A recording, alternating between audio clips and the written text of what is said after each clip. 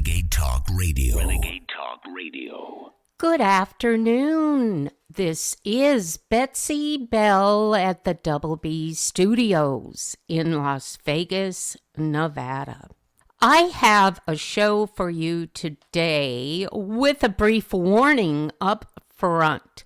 I wanted to do something different than what I'm used to doing, and I love throwing a lot of snark at you and a lot of humor so that we can get through the day with a laugh or two. But this time I chose a subject and it can't really work if I try the snark bit. It's just not going to go over very well because it is a serious subject, but it's one that I feel has to be taken on. I have felt this for a long time, and I haven't been able to express it to you in a way that you could understand it. So now I figured that out. So this is how can this happen with a new take on a piece of old history. The name of the show is Night of the Broken Glass, and the first part of it is started by the regime. Part 2 is called The Truth, and part 3 is it the end or the beginning? The violence that was instigated primarily by the Nazi Party officials and members of the SA. Sturmbretling, commonly known as stormtroopers, and the Hitler Youth. In its aftermath, German officials announced that Kristallnacht had erupted as a spontaneous outburst of public sentiment in response to the assassination of Ernst von Rath. Von Rath was a German embassy official stationed in Paris.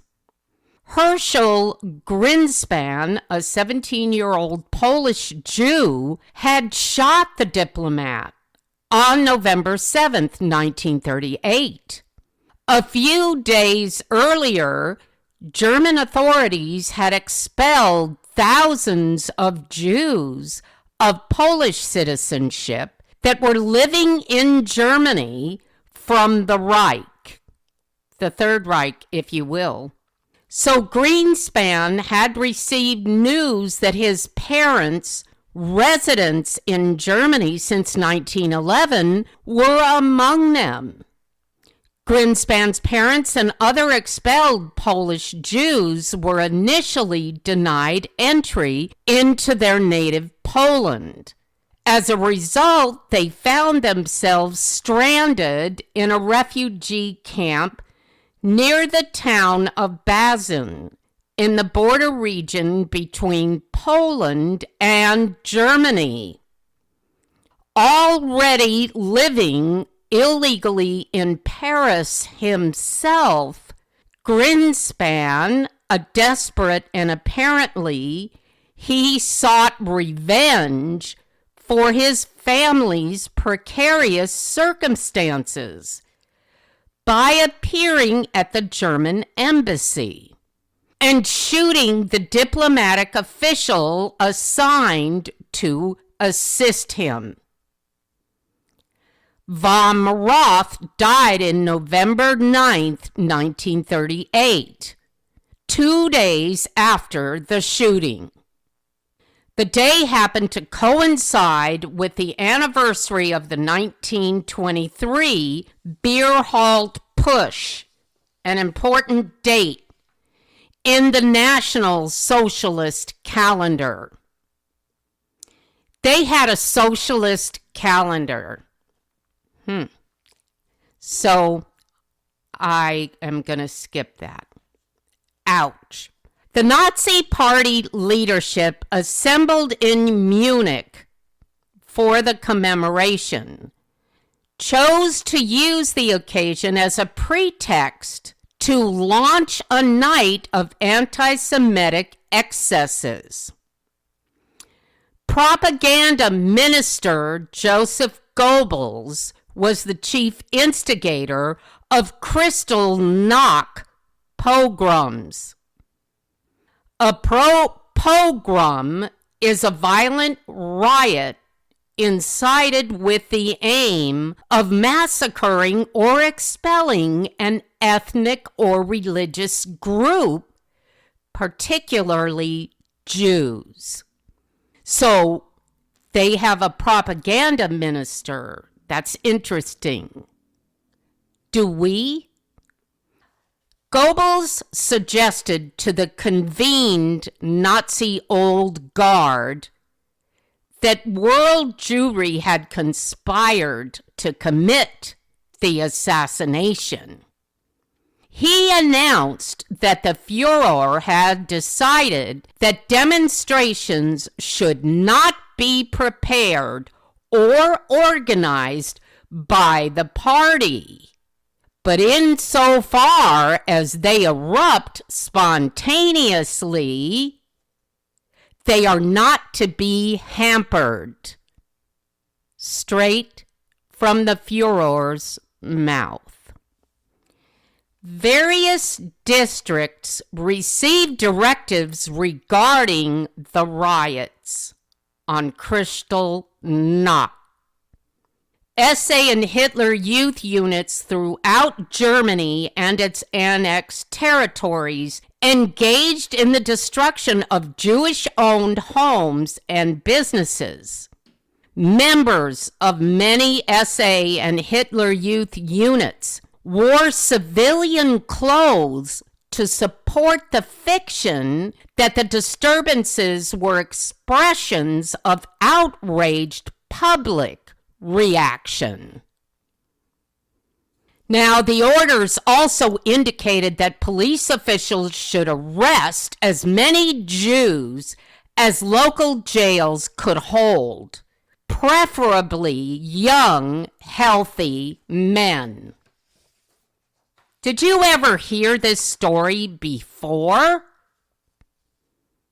I haven't. But I have heard the name Kristallnacht. During the first weeks of 1933, the Nazi regime deployed the radio, press, and newsreels to stoke fears of a pending communist uprising, and then channeled popular anxieties into political measures that eradicated civil liberties and democracies. SA stormtroopers and members of the Nazi elite paramilitary formation, the SS. I know you've seen German war movies. These existed. These elite Nazis existed. They took to the streets to brutalize or arrest political opponents and incarcerate them in hastily established detention centers and concentration camps. Nazi thugs broke into opposing political party offices, destroying printing presses and newspapers. All right, now we're going to take a little bit of a technological level to this. Today, the Nazi thugs manipulate the media with algorithms and by suppressing content on the internet. It is the same intent that they use to stir up violence by means of social media. Here is what we know now and about how this can happen. This is an account by Wikipedia regarding January 6th. On January 6, 2021, the United States Capitol building in Washington, D.C. was attacked by a mob of supporters of then U.S. President Donald Trump 2 months after his defeat in the 2020 president election. They sought to keep Trump in power by occupying the Capitol and preventing a joint session of Congress, electoral college votes, to formalize the victory of President-elect Joe Biden. The attack was ultimately unsuccessful in preventing the certification of the election results. According to the bipartisan House Select Committee that investigated the incident, the attack was the culmination of a 7-part plan by Trump to overturn the election. Within 36 hours, 5 people died. 1 was shot by Capitol Police. Another died of a drug overdose, and 3 died of natural causes, including a police officer. Many people were injured, including 174 police officers. 4 officers who responded to the attack died by suicide within 7 months. Damage caused by the attackers exceeded $2.7 million. Now, my audience, hindsight has a way of seeing this from a different point of view. That means that at first glance, you see it from the lens of shock and awe. Once the smoke clears, the whole occurrence takes on a renewed clarity, coming from the burst of sunlight. Don't leave me. You won't know how this story ends. And that would mean you really will miss out. This is Renegade Talk Radio. Renegade Talk Radio. Welcome back. This is Betsey Bell at the Double B Studios in Las Vegas, Nevada, and I am discussing Kristallnacht, which is the Night of Broken Glass. The reason I took this to a more serious note, my audience, on how can this happen, is because there are parallels, there are tie-ins to what we see today all over the world, and how it is affecting us as Americans. So stay close, because the tie-ins are part of Part 2 and Part 3. The part we're on now is called The Truth. On the afternoon of January 6th, 2021, as Congress was meeting to certify the results of the 2020 presidential election, a violent and heavily armed mob of supporters of outgoing President Donald Trump stormed the U.S. Capitol. While lawmakers and staff were shepherded to secure locations or barricaded behind doors, the rioters pushed past severely outnumbered Capitol Police officers, breaking windows and vandalizing offices. Now, this was a depiction of what happened on January 6th, and it is care of American Oversight, a non-profit organization that identifies itself as an informed public, a strengthened democracy. Well, I beg to disagree, but that was their description. So now the truth that I'm presenting is part of all of the facts that I've been able to ferret out from what actually happened that day. This is something that I had discussed on a prior show. The D.C. Medical Examiner's Office revealed that Rosanne Boyland, one of 5 people who died amid the Capitol riot, died from accidental acute amphetamine intoxication. Instead of being crushed by the MAGA crowd, as previously reported. No, we never got that report till way later. The New York Times was the first to report in January, that Boyland, a 34-year-old from Georgia, who wanted to be a sobriety counselor because she died from intoxication, was seen in body camera footage being trampled by rioters as her friend screamed for help. She's gonna die. She's dead. Rosanne, her friend is heard yelling as rioters sprayed chemical irritants over his head toward the cops. She was pronounced dead shortly after. The final autopsy report revealed that Rosanne died from cardiac arrest because she was crushed under a pile of protesters that were pushed by the Capitol Police trying to get order in the crowd. That report was only released this year. A rioter identified as 25-year-old Edward Jacob Lang tried to push people off of Boyland, and he is still in jail today for his effort to save the woman.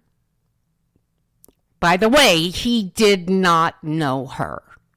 A Newsweek account said after the fact that a 4th person was fatally shot by police and an officer was also killed.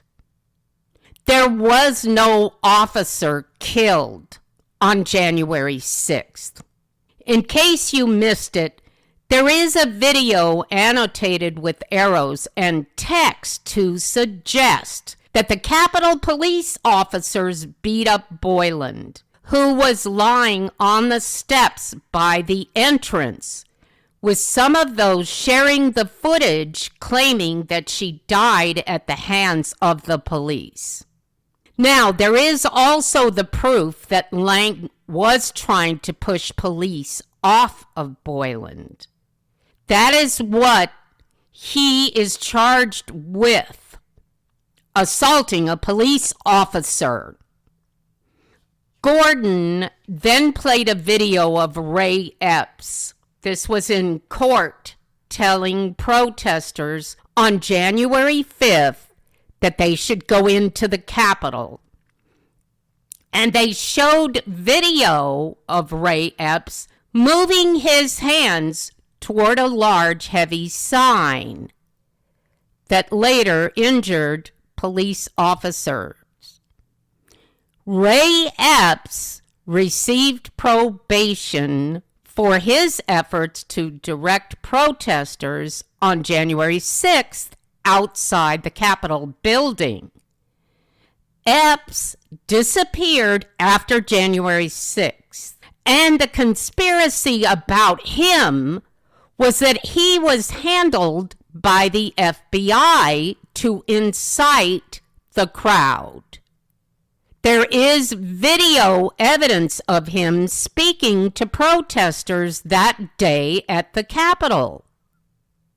There is no assurance by any means that he, Epps, wasn't there on business. And it has not been confirmed that he was ever a Trump supporter. However, he only got probation.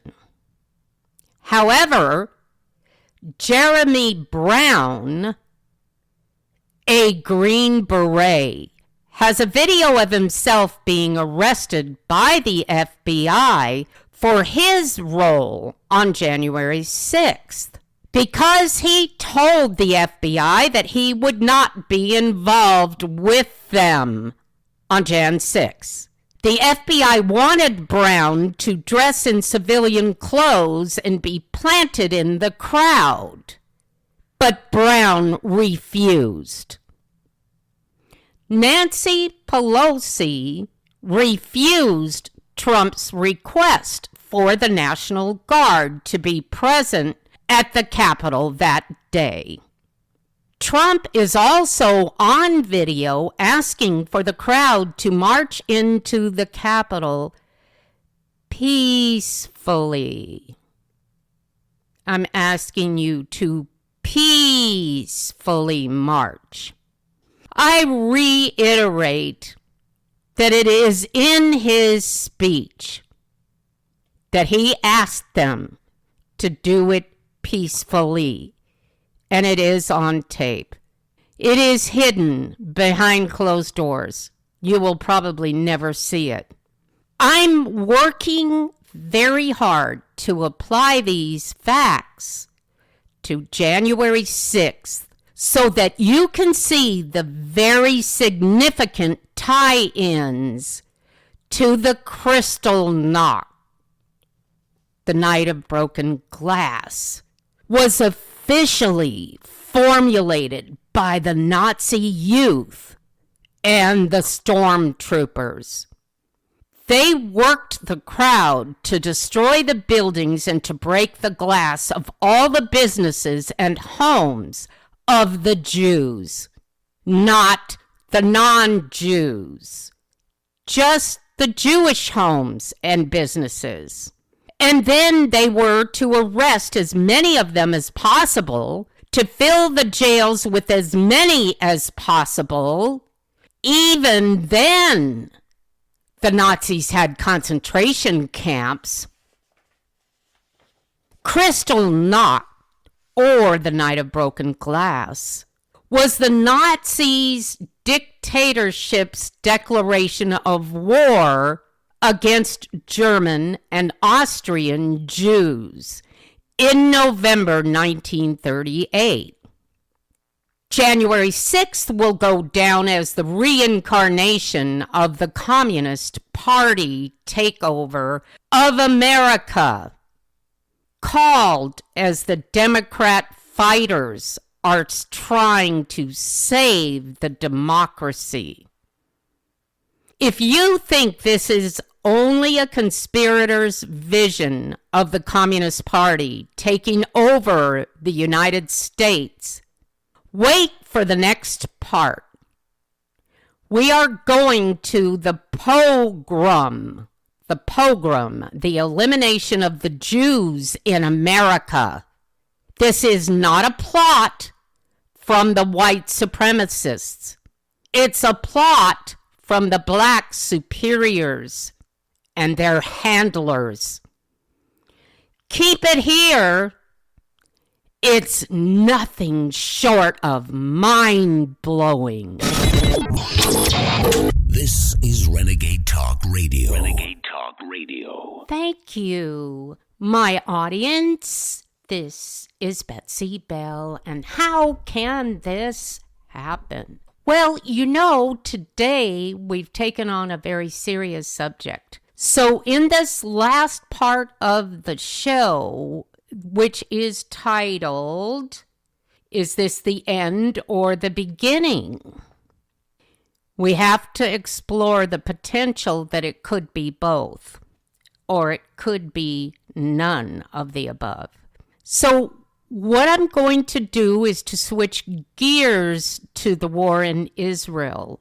After a prolonged war with Hamas, 4 hostages from the invasion of Israel were killed when the IDF went in to save their people being held by the terror group. Netanyahu pushed back against a new wave of pressure to reach a ceasefire deal in Gaza after hundreds of thousands of Israelis protested and went on strike. U.S. President Joe Biden said from his beach chair that Bibi Netanyahu had to do more to get the agreement after 11 months of fighting. Kamala Harris, candidate for president, said that too many Palestinians have died, and therefore it's time to negotiate with terrorists to stop the killing. This is your press, America. This is our journalists that are saying this. This is the story that they are suborning all over the United States media. Now, I have a few words about this. Some of them I cannot say on the air. I do want to shout out a brief measure of caution as I go into the depths of the real mystery here. Take my words as an in-depth look, not the same as the truth. Think of this as an exploratory of an explanation and one side of the truth. But you're not going to get this side from the American media. We're not going to really get anything from them because I'm getting to that. We are not a free press in the United States of America. That is the truth. A major sticking point in the negotiations with the Hamas terrorists, a misnomer and an oxymoron for sure, is that control of the Philadelphia corridor, a narrow band along Gaza's border with Egypt, where Israel contends that Hamas smuggles in weapons to Gaza, and Egypt and Hamas deny it. Netanyahu called the corridor a vital issue to ensure that Hamas cannot rearm via tunnels. This, as he was quoted, Netanyahu said, is the oxygen of Hamas. But, do you believe Hamas? Do you believe Egypt? What about Bibi? Do you believe him? Long home to countercultural ideas and demonstrations. Higher education institutions grappled with pro-Palestinian demonstrations and counter-protests following the October 7th Hamas attack on Israel that reignited the calamitous war. Footnote, just so you know, Hamas attacked Israel with parachutes and violent attackers invading the homes of sleeping Israelis on an early Saturday morning and brutally murdered 1,300 innocent lives and took over 200 hostages. And that is what is referred to as reigniting a war? Do you see? Do you? Students, sometimes with support from faculty, built encampments, demanded a ceasefire, and called upon their institutions to divest from companies with ties to Israel. At the same time that this occurred, police were called to quell the eruption, but did nothing to calm down the interruptions of student life. By design? You tell me. I don't know when students are allowed to occupy campus quads, but many of them were not only occupying, but there were encampments that were ignored by college administrators. Who told the police to stand down? Why did the administrators on campus sit by while their campuses were overrun with mobs? It was proven in the beginning that all these groups were not all students. A lot of them were paid to be protesting. They all wore the same scarf. It was not only amusing, but quite alarming that these agitators chose a patterned look. And of course, a patterned behavior that went with it. The scarf was consistent regardless of whether it was in Southern California or in New York City or in North Carolina. Do you remember a recurrent theme of organization? Do you remember a recurrent theme of the organized? What about the idea of police not touching any of them when they had invaded a campus building and set up an occupation? How about a recurrent theme of chanting from the river to the sea, regardless of which campus you were viewing? Now, Bibi Netanyahu came to America and addressed Congress in July of 2024. Here is in part what he said. Anti-Israel protesters refuse to make the simple distinction between those who target terrorists and those who target civilians, between the democratic state of Israel and the terrorist thugs of Hamas. We recently learned from the U.S. Director of National Intelligence that Iran is funding and promoting anti-Israel protests in America. They want to disrupt America. So these protesters burned American flags even on the 4th of July.